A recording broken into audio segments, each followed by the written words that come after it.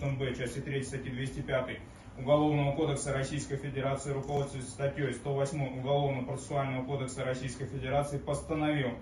избрать подозреваемого Исломова Исраила Ибрагимовича меру пресечения в виде заключения под стражу, установить срок его содержания под стражей на 1 месяц 29 суток, то есть до 22 мая 2024 года. Федерация постановила избрать обвиняемому Исломову Деловару Исраиловичу меру пресечения в виде заключения под стражу, установив срок содержания под стражей Исломова по настоящему уголовному делу